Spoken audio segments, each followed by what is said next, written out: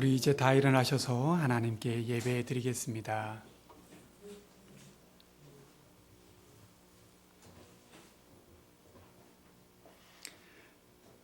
여호와의 산에 오를 자 누구며 그의 거룩한 곳에 설 자가 누구인가? 곧 손이 깨끗하며 마음이 청결하며 뜻을 허탄한 데에 두지 아니하며 거짓 맹세하지 아니하는 자로다. 하나님은 영이시니 예배하는 자가 영과 진리로 예배할지니라. 아멘.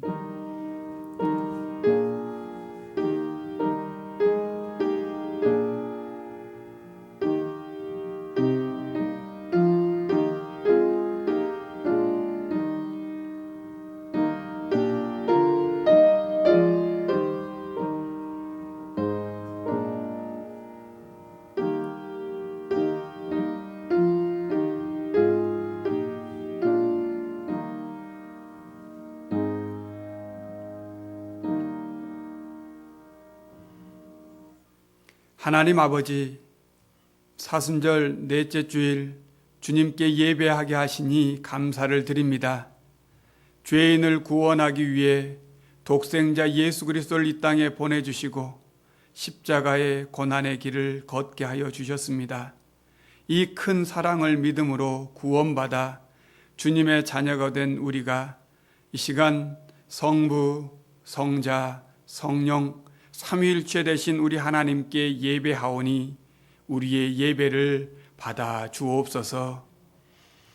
고난 가운데에 정직한 기도를 들으시는 주님, 지금 우리는 코로나19 전염병 확산을 막기 위해 모든 성도가 함께 예배하지 못하고 어떤 이들은 가정에서 예배하고 있습니다.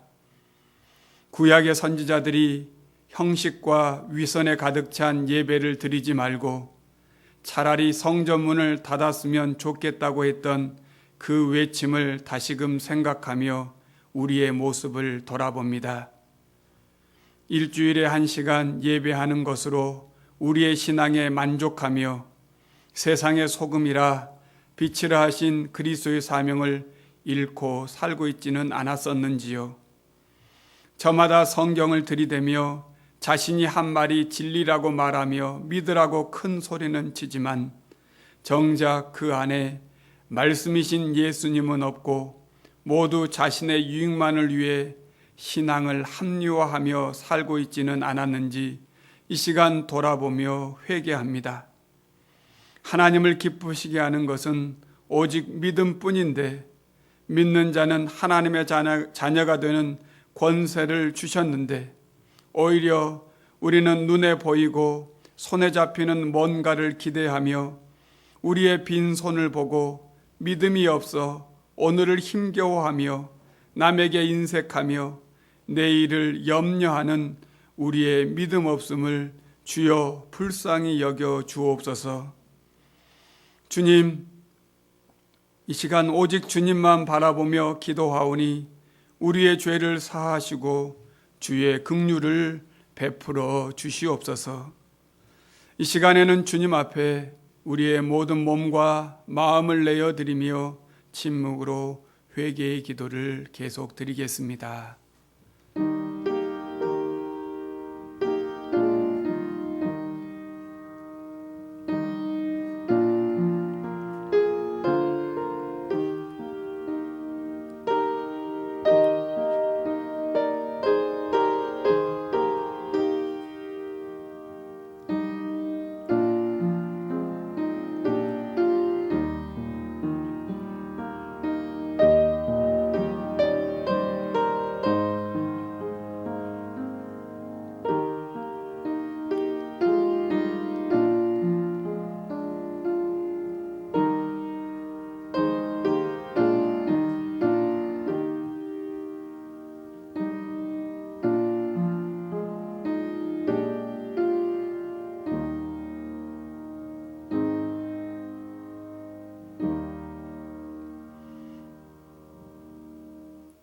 하나님께서는 진심으로 자신의 죄를 고백하는 백성들에게 그 죄를 용서하시겠다고 약속하셨습니다.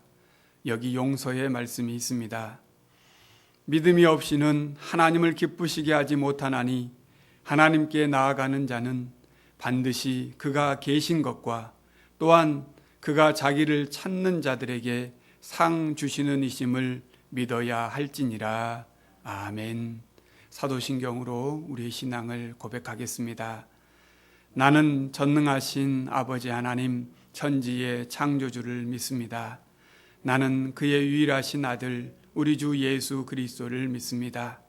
그는 성령으로 잉태되어 동정녀 마리아에게서 나시고 본디오 빌라도에게 고난을 받아 십자가에 못 박혀 죽으시고 장사된 지 사흘 만에 죽은 자 가운데서 다시 살아나셨으며 하늘에 오르시어 전능하신 아버지 하나님 우편에 앉아 계시다가 거기로부터 살아있는 자와 죽은 자를 심판하러 오십니다. 나는 성령을 믿으며 거룩한 공교회와 성도의 교제와 죄를 용서받는 것과 몸의 부활과 영생을 믿습니다. 아멘. 자리에 앉으셔서 찬송가 310장을 함께 찬양하겠습니다.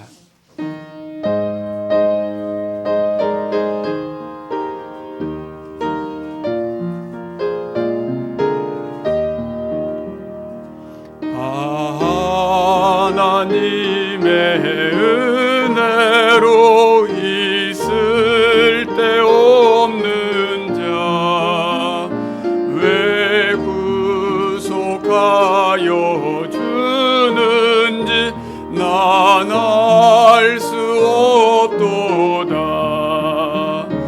내가 믿고 또 의지함은 내 모든 영편하시는 주님 늘 보호해 주실 곳을 나는 확실히 아네. 왜 내게 굳세 믿음과 또 복음 주셔서 내 마음이 항상 편한지 난 알 수 없도다. 내가 믿고 또 의지함은 내 모든 영편하시는 주님 늘 보호해 주실 곳을 나는 확실히 아네. 왜 내게 성령 주셔서 내 마음 감동해. 주 예수 믿게 하는지 난 알 수 없도다. 내가 믿고 또 의지함은 내 모든 영편하시는 주님 늘 보호해 주실 곳을 나는 확실히 아네. 주 언제 강림하실지 혹 밤에 혹 낮에 또 주님 만날 그것도 난 알 수 없도다. 내가 믿고 또 의지함은 내 모든 영편하시는 주님 늘 보호해 주실 곳을 나는 확실히 아네.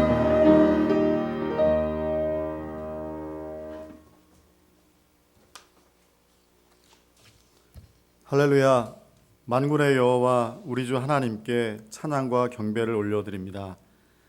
만물이 소생하는 봄을 우리에게 주신 하나님, 하나님께서는 따뜻한 날씨를 허락하시어 아름다운 꽃들이 피어나게 하시며 온 세상에 새 생명의 기운이 가득하게 하시니 감사합니다.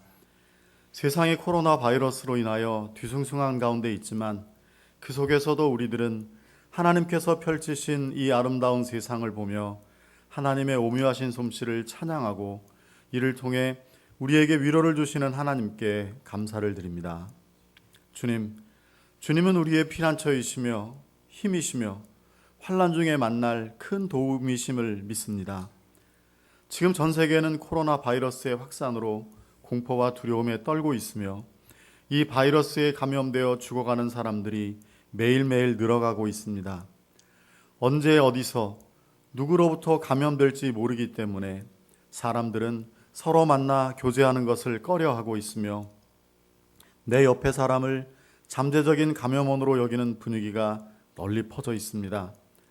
하나님께서는 우리가 서로 사랑하고 서로를 북돋아주고 의지하며 살아가기를 원하시건만 이 사태로 인하여 우리는 하나님이 만드신 우리의 이웃들을 멀리하여야만 하는 지경에 있습니다.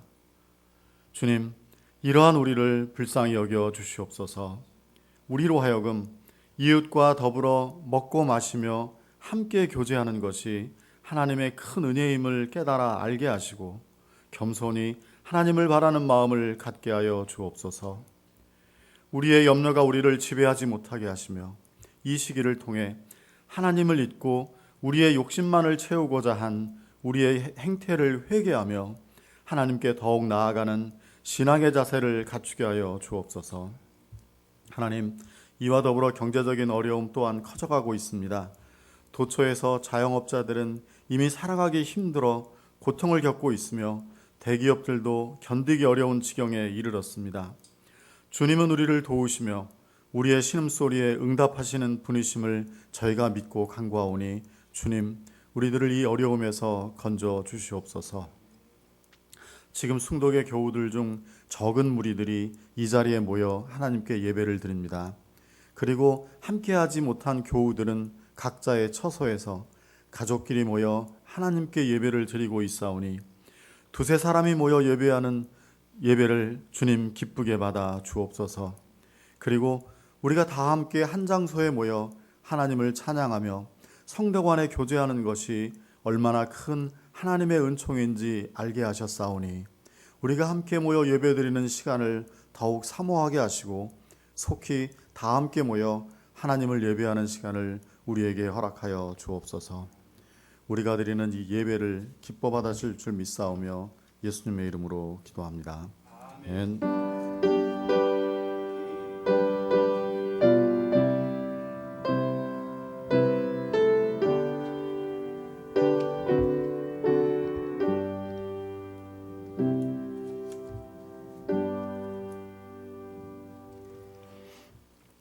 오늘 하나님께서 우리에게 주신 말씀은 요한복음 8장 1절로 12절까지의 말씀입니다. 신약성경 157면입니다. 요한복음 8장 1절로 12절까지 말씀을 우리 같이 한 목소리로 합독하여 읽겠습니다. 예수는 감람산으로 가시니라. 아침에 다시 성전으로 들어오시니 백성이 다 나아오는지라. 앉으사 그들을 가르치시더니 서기관들과 바리새인들이 음행 중에 잡힌 여자를 끌고 와서 가운데에 세우고 예수께 말하되 선생이여, 이 여자가 간음하다가 현장에서 잡혔나이다. 모세는 율법에 이러한 여자를 돌로 치라 명하였거니와 선생은 어떻게 말하겠나이까? 그들이 이렇게 말함은 고발할 조건을 얻고자 하여 예수를 시험함이러라. 예수께서 몸을 굽히사 손가락으로 땅에 쓰시니 그들이 묻기를 마지 아니하는지라. 이에 일어나 이르시되 너희 중에 죄 없는 자가 먼저 돌로 치라 하시고 다시 몸을 굽혀 손가락으로 땅에 쓰시니 그들이 이 말씀을 듣고 양심의 가책을 느껴 어른으로 시작하여 젊은이까지 하나씩 나가고 오직 예수와 그 가운데에 섰는 여자만 남았더라. 예수께서 일어나사 여자 외에 아무도 없는 것을 보시고 이르시되 여자여 너를 고발하던 그들이 어디 있느냐? 너를 정죄한 자가 없느냐? 대답하되 주여 없나이다.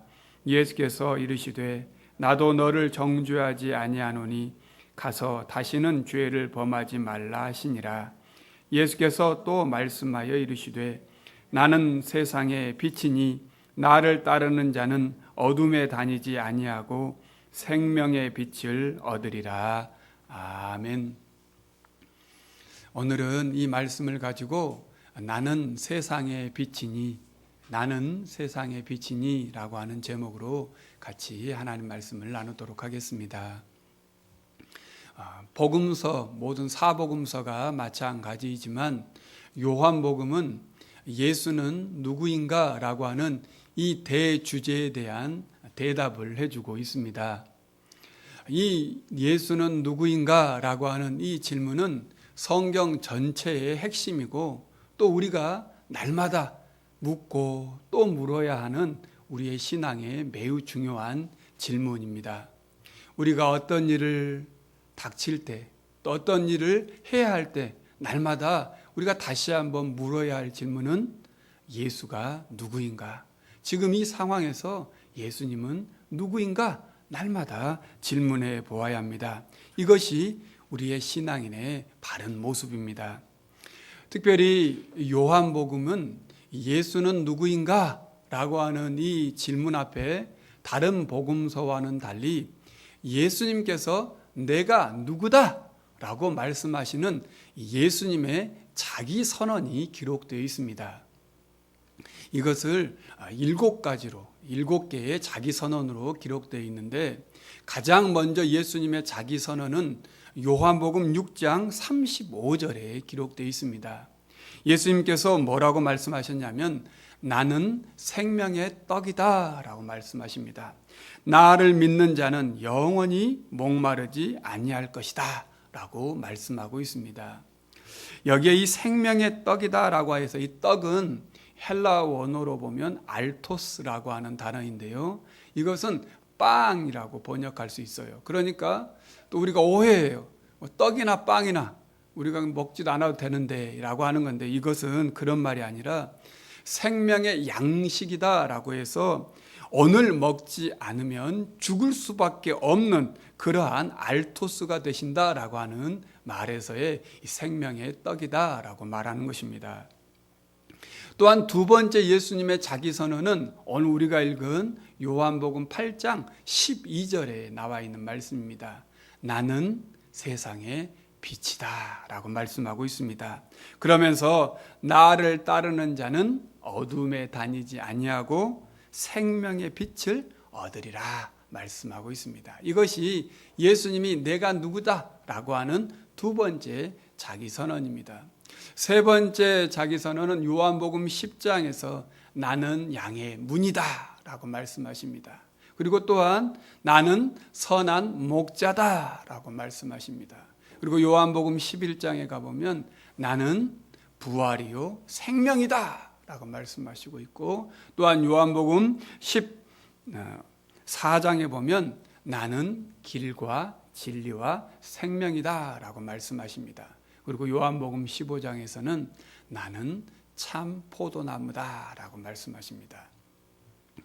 성경을 좀 많이 읽어보신 분은 요한복음에 나오는 예수님께서 나는 무엇이다 라고 하는 말씀을 딱 들으면 대번에 출애굽기 3장 14절에서 당시 모세가 하나님을 만나서 당신의 이름이 무엇입니까? 라고 물었을 때 하나님께서 나는 나다라고 하는 나는 스스로 있는 자다라고 우리말 번역되어 있는 이 말은 나는 나다라고 하는 이 말씀 앞에 이제 이 성육신하신 예수님께서는 나는 나다라고 하는 이 말에 더 깊이 이 명제를 채우셨다라고 하는 것을 우리가 확인할 수 있습니다.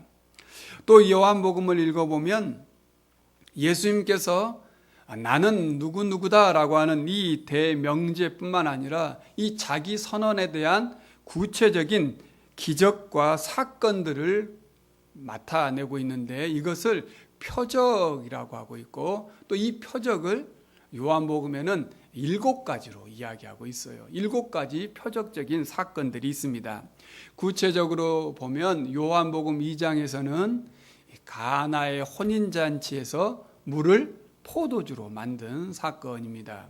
그리고 또한 요한복음 4장에 보면 왕의 신하의 아들을 고쳐주신 사건이 기록되어 있습니다. 그리고 요한복음 5장에서는 38년 된 병자, 베데스다에 있는 이 병자를 고쳐주신 내용이 기록되어 있고, 또한 요한복음 6장에 보면 오병이어의 사건, 그리고 무리를 거르시는 사건, 그리고 요한복음 9장에 가보면 날 때부터 맹인이 되었던 우리가 잘 아는 실로암 맹인을 치유하시는 사건, 그리고 요한복음 11장에는 죽은 나사로를 살리신 사건, 총 7가지의 표적이 기록되어 있습니다.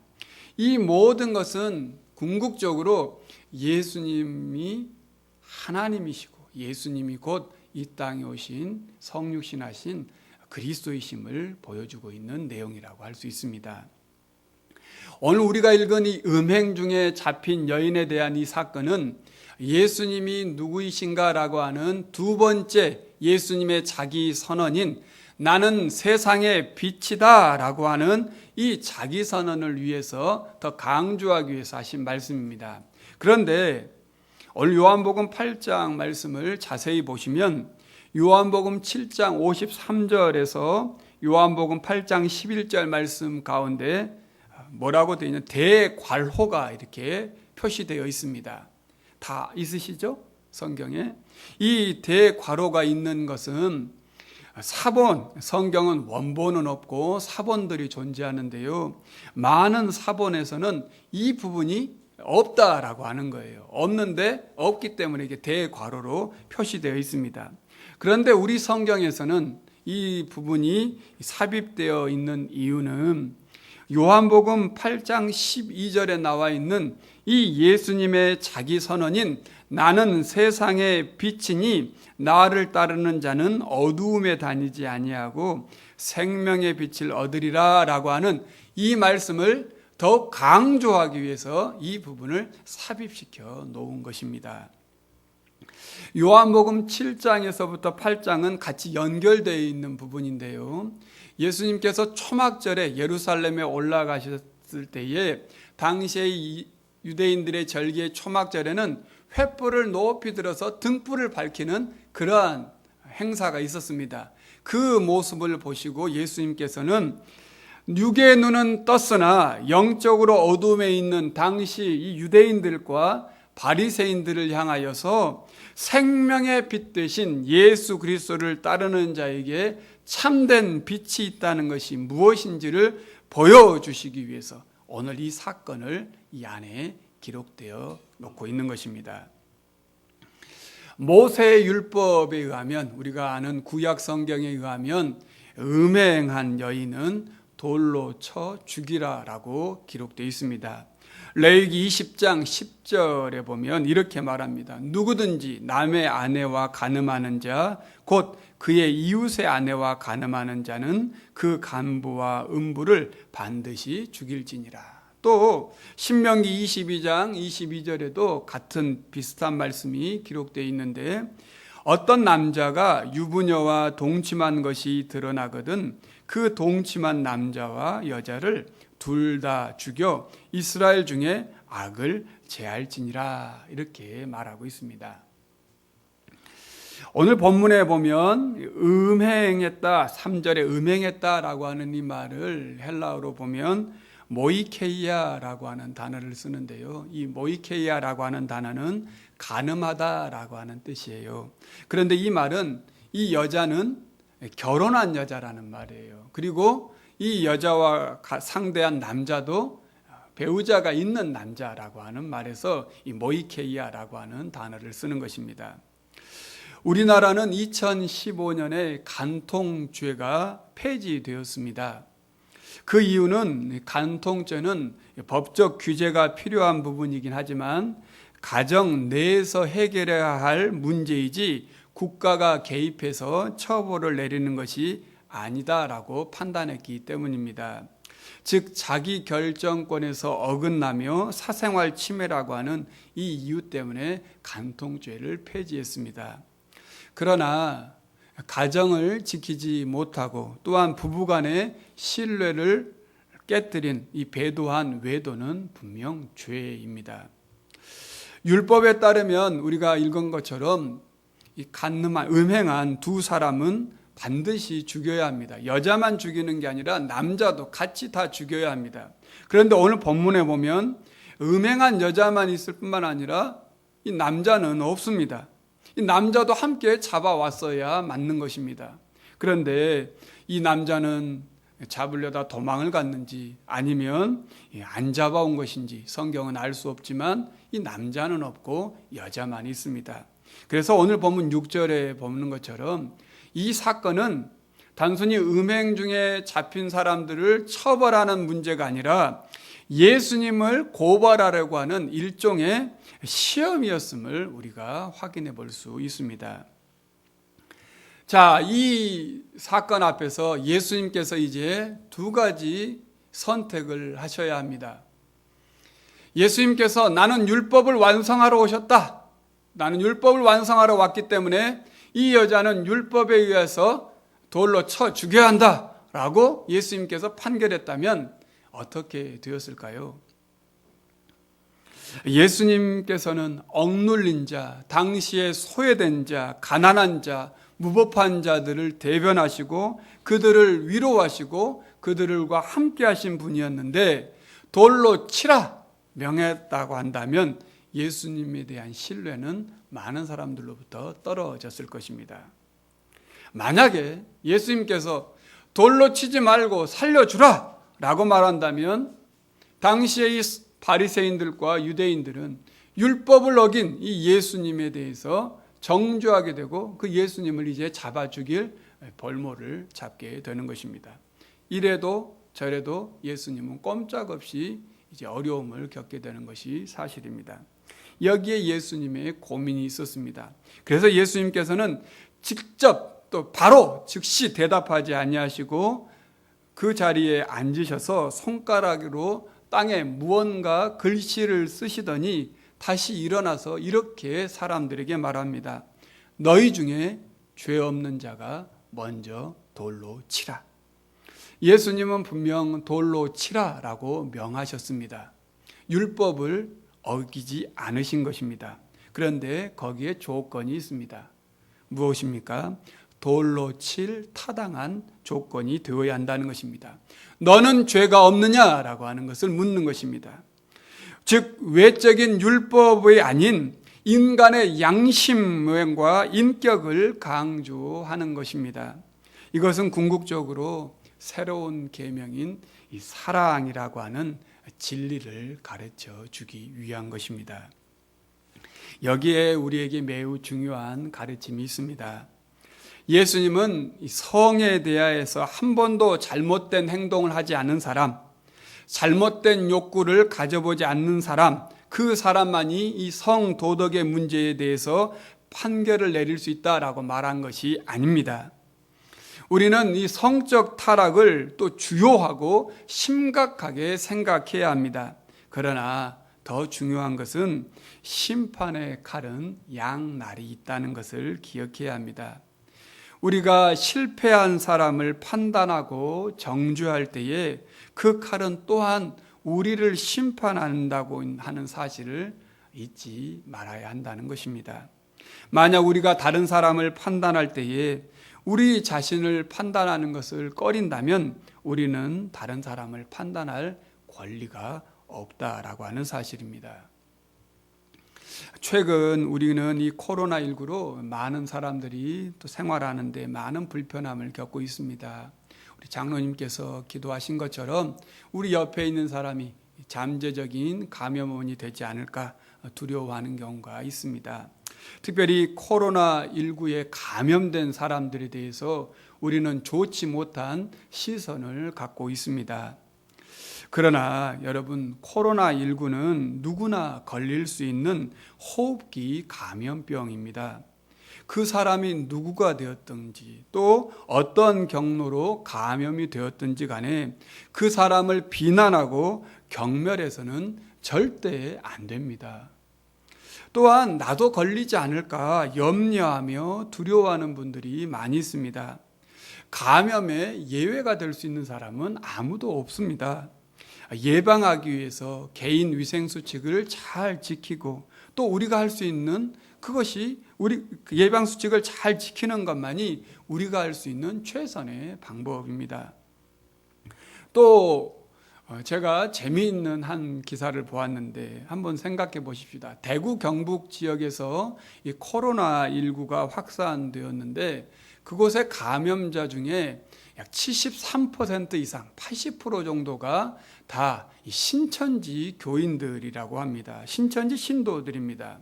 그런데 이들을 치료하는 의사들 가운데 대구 동산의료원에 근무하는 의료진들은 그 의료진들의 대부분은 기성교회의 직분을 가진 집사님, 권사님, 장로님이시다고 합니다. 이들은 또 특별히 신천지에 소속된 신도들은 기성교회를 무너뜨리고 미혹하는 이단들에 속한 사람들입니다. 이들을 치료해 주어야 하는가라고 하는 이 문제가 발생합니다. 여러분은 어떻게 해야 한다고 생각하십니까?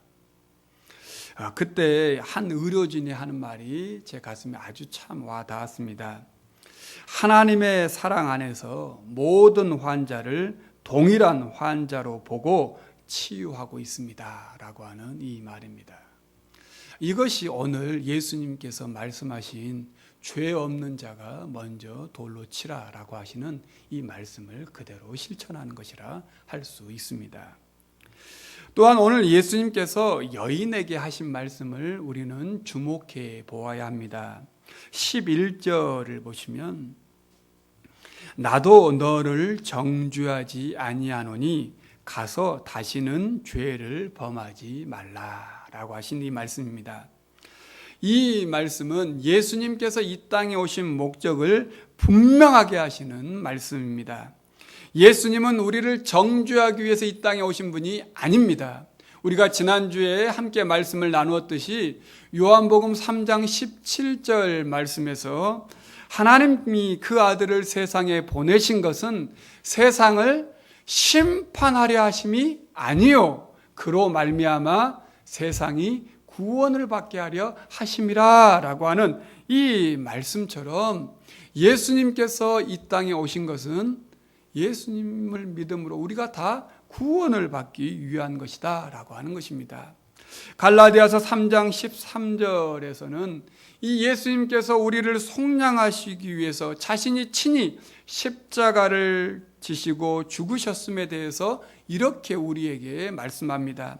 그리스도께서 우리를 위하여 저주를 받은 바 되사 율법의 저주에서 우리를 속량하셨으니 기록된 바 나무에 달린 자마다 저주 아래 있는 자라 하셨습니다.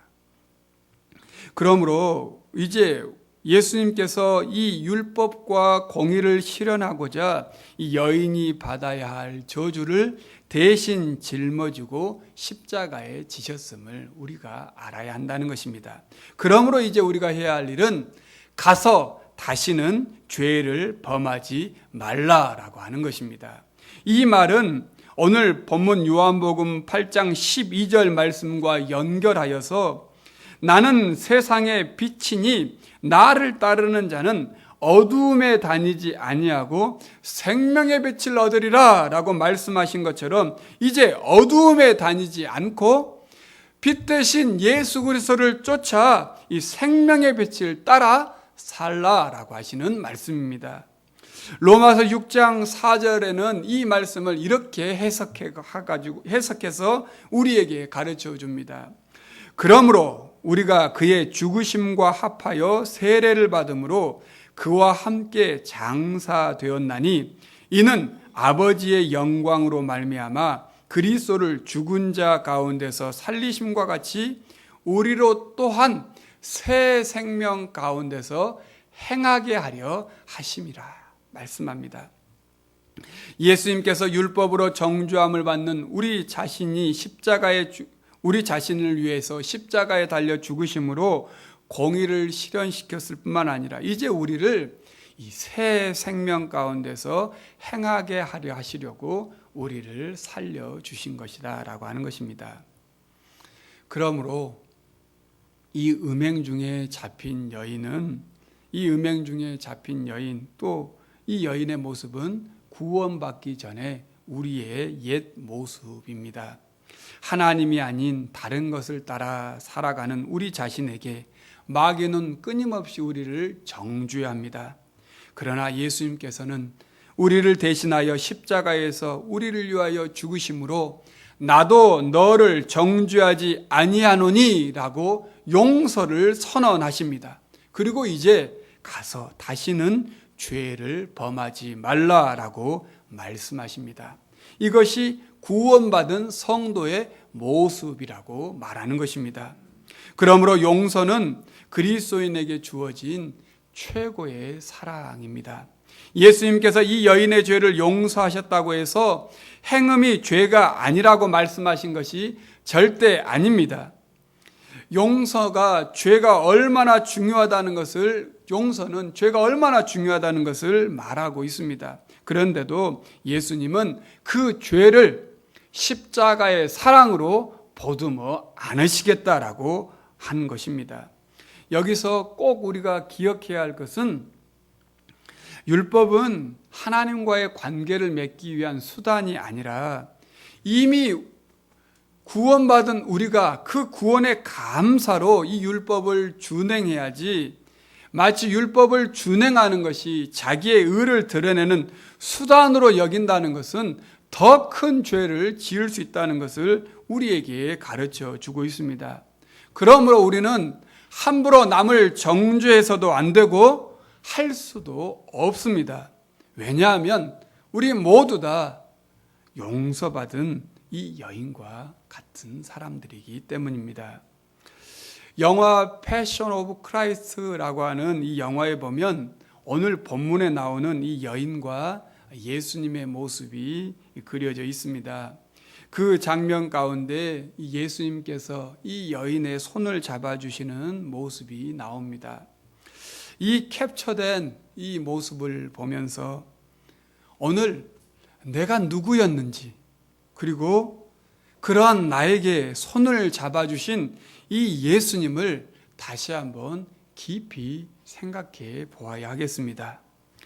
음행 중에 잡힌 여인에게 행하신 이 예수님의 말씀은 율법의 윤리와 도덕을 포함하면서도 또 그것을 초월해서 용서와 사랑을 가진 이 복음의 초윤리성을 우리에게 말하고 있는 말씀입니다. 이것이 예수님께서 세상의 빛으로 이 땅에 오신 목적임을 우리에게 가르쳐 주고 있는 것입니다. 이제 우리도 이 빛을 따라 생명을 비추는 그리스도인의 삶을 살아내야 하겠습니다. 우리는 또 이 말씀을 전하면 이렇게 말합니다. 저도 죄 짓지 않고 살고 싶어요. 그런데 또 늘 넘어지는 걸 어떻게 합니까? 라고 말합니다. 그때 예수님은 뭐라고 여러분에게 말씀할까요? 나도 잘 안다. 그러니 어두움에 다니지 말고 생명의 빛을 따라 걸어가라. 우리에게 말씀하십니다. 지금의 이 어두운 이 시대에 오직 세상에 빛을 비추기 오신 이 예수님만 바라보고 우리가 걸어가야 하겠습니다. 예수님만이 생명의 떡이시고 세상의 빛이시고 우리의 선한 목자가 되어주십니다. 주님이 우리의 형편을 너무 잘 알고 계십니다. 지금 우리는 이 코로나19로 지금까지 경험하지 못한 일들을 경험하고 있습니다. 두려움과 공포로 사람을 차별하고 서로 불신하고 냉대하지 말고 예수님께서 우리의 손을 잡아 빛으로 인도해 주신 것처럼 지금 어려움과 아픔 가운데 있는 자들에게 우리의 손을 내미는 우리 주님의 자녀들이 되어야 하겠습니다. 이것이 사순절 네 번째 주일 이 땅에 빛으로 오신 예수 그리스도를 믿는 우리에게 주신 하나님의 말씀입니다. 기도하겠습니다. 이 시간 우리 다 같이 함께 기도하겠습니다. 지금의 어려운 상황을 놓고 주님 앞에 같이 기도하십시다. 생명의 빛 되신 예수님께서 우리의 어두움을 물리치시고 우리에게 다시 빛을 비춰주시도록 우리 다 같이 함께 기도하고 또 그리고 나라와 민족을 위한 공동 기도문을 함께 읽도록 하겠습니다. 우리 같이 이 시간 잠깐 함께 기도하겠습니다. 하나님 아버지 감사를 드립니다. 우리도 음행하다 현장에서 붙잡힌 이 여인과 같은 하나님 주에 있는 여자들입니다. 하지만 우리를 손 내밀어 주시고 우리에게 최고 사랑의 모습을 보여주신 이 주님의 사랑으로 우리가 구원을 받았습니다. 누가 누구를 정죄할 수 있겠으며 누가 누구에게 손가락질할 수 있겠습니까? 주여, 우리도 두렵고 우리도 염려가 됩니다. 우리도 많이 떨립니다. 하지만 주님, 이러한 우리를 불쌍히 여겨주시고 사랑하여 주시고 안아주시고 용서해 주시고 우리를 위하여 십자가에 달려 죽으시고 우리를 사랑하여 주시던 그 사랑으로 다시금 일어난 주님을 바라보니 나는 세상의 빛이라 나를 믿는 자는 어두움에 다니지 않고 빛에 걸어가라 말씀하여 주신 것처럼 다시금 빛 대신 주님을 바라보며 걸어갈 수 있는 우리가 되게 하여 주시옵소서. 코로나19로 고통과 어려움을 겪고 있는 많은 사람들이 있습니다. 주여, 그들을 위로하시고 그들을 붙잡아 주시고 그들을 치료하여 주시고 그들이 다시 온전하신 주님을 만나 주님의 생명의 빛에 걸어갈 수 있도록 도와주시옵소서. 잘못된 가르침 또 이단들의 소속에 빠져서 허우적거리는 인생들이 많이 있습니다. 주님, 이 시간 이번 기회를 통하여서 또 그들이 참되신 생명되신 우리 주 예수 그리스도를 만날 수 있도록 은혜를 베풀어 주시옵소서. 항상 우리의 기도를 들으시고 우리의 삶을 주장하시고 이끌어 주시는 주님을 우리가 믿고 간구하오니 두려움과 염려, 낙심과 절망보다는 더욱 담대함으로 오늘을 살아가게 하여 주시옵소서. 예수님의 이름으로 기도드립니다. 아멘. 이 땅을 창조하신 삼위일체 하나님, 탄식하는 세계의 고통과 신음을 들어주옵소서. 일상을 잃어버리고 사랑하는 사람을 떠나보내는 사람들이 많습니다. 두려움과 공포로 인해 또한 차별과 배제로 인해 타인을 냉대하는 일들이 벌어지고 있습니다. 온 세계를 품으시는 주님의 사랑으로 주여 우리를 치유하시고 새롭게 하여 주옵소서. 어두움을 몰아내시고 우리에게 참된 빛 되신 주님께서 빛을 비춰 주옵소서. 우리 마음을 치유하사 용서하시고 더욱 사랑하게 하여 주옵소서. 고통받는 자들에게 치유와 회복을 주시고 일상의 삶에 감사를 더하여 주옵소서. 세상의 빛 되신 예수님의 이름으로 기도드립니다. 아멘. 찬송가 214장을 함께 부르겠습니다.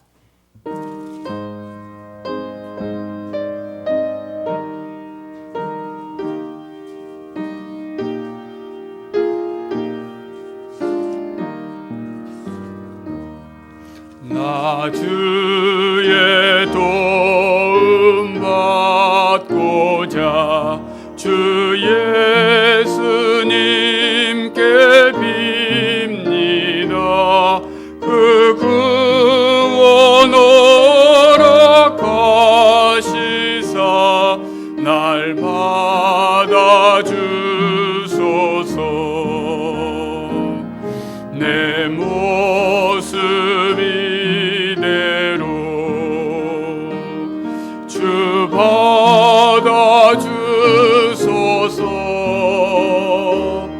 날 위해 돌아가신 주 날 받아주소서.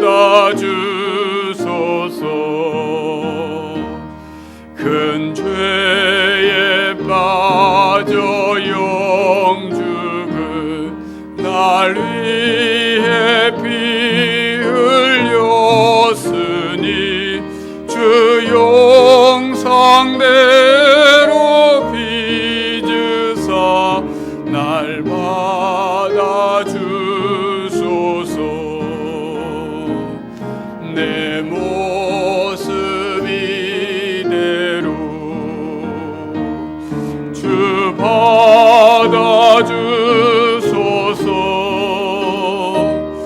날 위해 돌아가신 주 날 받아주소서. 내 힘과 결심 약하여 늘 깨어지기 쉬우니 주 이름으로 구원해 날 받아주소서.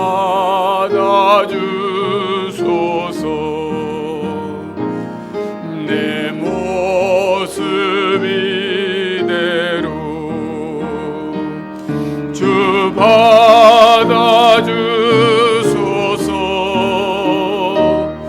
날 위해 돌아가신 주 날 받아주소서. 다 일어나겠습니다. 내 주님 서신 발 앞에 나 꿇어 엎드렸으니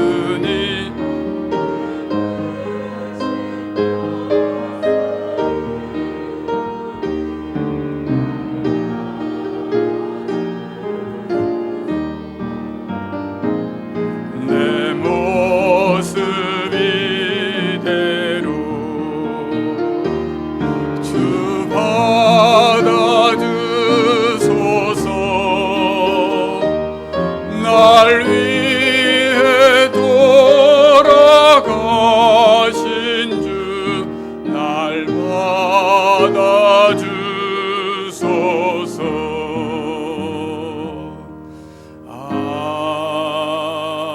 아멘. 사랑의 하나님, 우리를 사랑하시되 끝까지 사랑하신 그 사랑을 우리가 믿음으로 주님께 예배하며 이 시간 감사의 예물을 드립니다. 코로나19로 인해 자유롭지 못한 상황이지만 모든 상황 속에서 주님께 감사하는 우리가 되게 하시고, 특별히 우리가 무엇을 먹을까, 무엇을 마실까 염려하지 않고 일용할 양식에 감사하는 우리가 되어줄 수 있도록 날마다 우리의 삶을 지켜주시고 채워주시옵소서. 나보다 남을 낮게 여길 줄 아는 믿음을 더하여 주시고, 주님께서 우리를 큰 사랑으로 용서하시고 손 내밀어 주셨듯이 지금 아파하고 힘겨워하는 자들을 율법으로 정죄하지 않고 사랑으로 손 내미는 우리가 되게 하여 주옵소서. 이 시간도 가정에서 숭덕의 이름으로 주님께 예배하는 우리 모든 성도님들을 지켜 주시옵소서. 특별히 주님, 코로나19의 확산이 멈추게 하여 주시고 치유받는 자들에게 은혜를 베풀어 속히 낫게 하여 주시옵소서. 특별히 병의 치유를 위해 수고하는 모든 의료진들과 관계자분들께 힘을 더하여 주시고 온 국민이 더욱 하나 되어 이 어려움을 이기게 하여 주옵소서. 이 한 주간도 주님의 몸된 교회의 모든 지체들에게 힘을 주시어 더욱 거룩하며 슬기롭게 이 어려운 시기를 이겨내게 하여 주옵소서. 예수님의 이름으로 기도드립니다. 아멘. 오늘 예배하는 우리 모든 성도님들을, 또 가정에서 또 예배하는 우리 모든 성도님들을 주의 이름으로 환영하고 또 축복합니다. 우리 옆에 있는 분들에게 오늘은 이렇게 인사하면 좋겠습니다. 코로나19에서 승리합시다. 건강 조심하십시오. 예, 그래요. 사랑하고 축복합니다. 여러분들 늘 어려운 시기지만 그래도 보시는 성도님들 볼 때마다 한 번 더 웃으시고 또 힘내라, 또 용기 잃지 않도록 서로 격려하고 또 축복하고 또 사랑하고 그러면 좋겠습니다. 지금 계속해서 사순절 기간입니다. 오늘은 사순절 4번째 주일입니다. 우리가 꼭 기억해야 할 이 사순절 기간 가운데 더욱 예수님께서 우리의 죄를 위하여 십자가에 달려 죽으시고 또 다시 살아나신 이 놀라운 십자가의 사랑을 기억하며 우리가 이 사순절 기간을 보낼 수 있기를 바랍니다. 코로나19로 사회적 거리 두기로 또 지금 교회가 함께 예배하는 것도 또 어려움을 겪고 있습니다. 종교 시설에 함께 집회, 대중 집회하는 것도 금지하고 있는 것입니다. 그래서 이 것을 위해서 예배할 때도 여러분 잘 지금 우리는 성숙된 신앙인들에게 떨어져서 앉으시고 또 오실 때는 마스크를 쓰시고 또 가능하면 또 여러분 건강 잘 챙기셔서 예배할 수 있기를 원하고 다른 예배나 또 모임들은 코로나19가 잠잠해질 때까지 축소하도록 하겠습니다. 우리 서영자 권사님을 위해서도 계속 기도 많이 부탁드리겠습니다. 지금 한 달째 되셨는데 아직도 의식을 찾지 못하고 중환자실에 계십니다. 이렇게 계속 기도해 주시길 부탁드리겠습니다. 예고를 보시면 4월 6일에서 10일은 고난주간입니다. 그리고 4월 12일은 부활주일입니다. 지난번에도 함께 말씀을 나눈 것처럼 우리가 이 고난주간을 통하여서 또 이 사순절 기간을 통해서 더욱 이 코로나19로 전국 또 전 세계가 어려움을 겪고 있지만 이 부활주일에는 모든 성도들이 다 같이 모여서 예배하며 부활의 기쁨을 나눌 수 있도록 우리가 이 사순절 기간에 더 기도하여서 이 부활주일에는 정말 우리 모든 성도들이 함께 예수님의 부활을 기뻐하고 또 함께 찬양하고 또 예배할 수 있기를 원합니다. 혹시 여러분의 가정 가운데 또 여러분의 삶 가운데 살아가시다 좀 어려움이 있거나 또 기도 제목들이 있으면 언제든지 전화를 주셔서 비록 같이 할 수는 없다 할지라도 같이 기도할 수는 있으니까 여러분들 꼭 연락 자주 해주시고 또 같이 관심 가져주시면 좋겠습니다. 말씀 암송도 잘 외우고 계시지요? 오늘은 같이 한번 외워보면 좋겠다 싶은데 요한복음 1장 12절 말씀이었죠. 지난주에 믿음에 대해서 같이 나누었었는데요. 한번 같이 외워볼까요? 영접하는 자, 곧 그 이름을 믿는 자들에게는 하나님의 자녀가 되는 권세를 주셨으니 요한복음 1장 12절 말씀. 아멘. 가정에서 예배하신 분들도 꼭 이 말씀 암송 같이 외워보시면 좋겠습니다. 이제 다 일어나셔서 결단의 찬양 부르신 후에 축도함으로 예배를 마치겠습니다.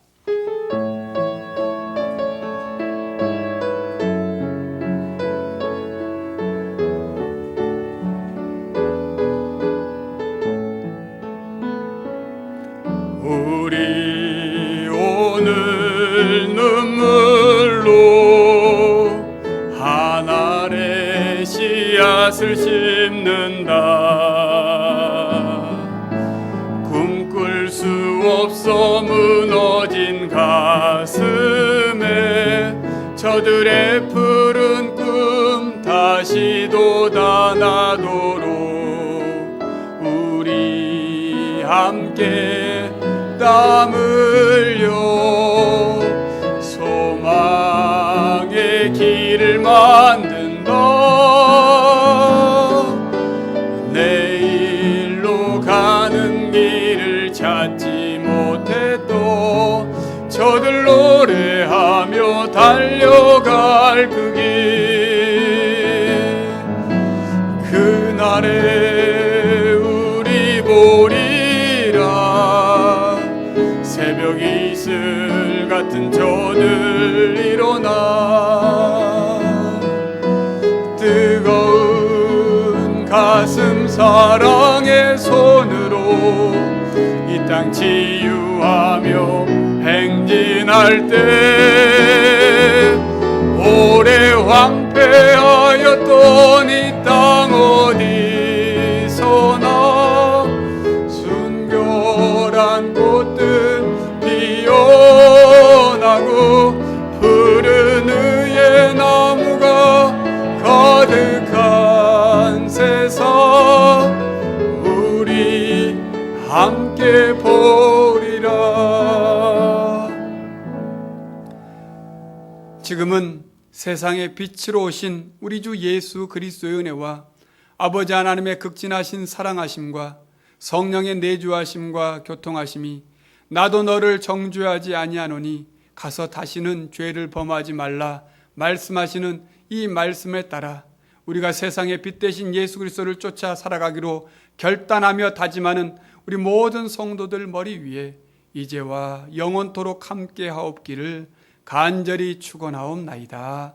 아멘.